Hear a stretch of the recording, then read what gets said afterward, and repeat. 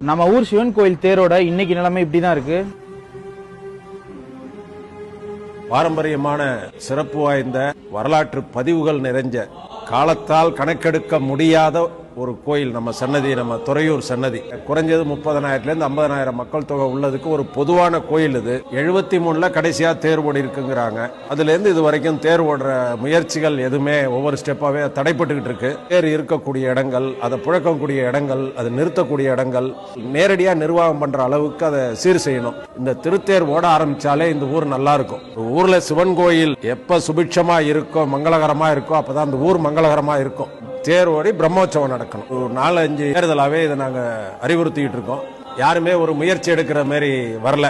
இதெல்லாம் அமையக்கூடிய அரசாங்கம் அதுக்கு ஒரு நல்ல ஒரு முயற்சி எடுத்து இந்த தேரோட்டத்தை நடத்தி வைக்கணும். இதனர்களும் முயற்சி பண்றாங்க. உடனடியார்கள், ஊர் பொதுமக்கள் எல்லாருக்கும் ஒத்துழைக்க தயாரா இருக்கும். ஆன விண்ணப்பம் அதுதான். திருச்சிற்றம்பலம்.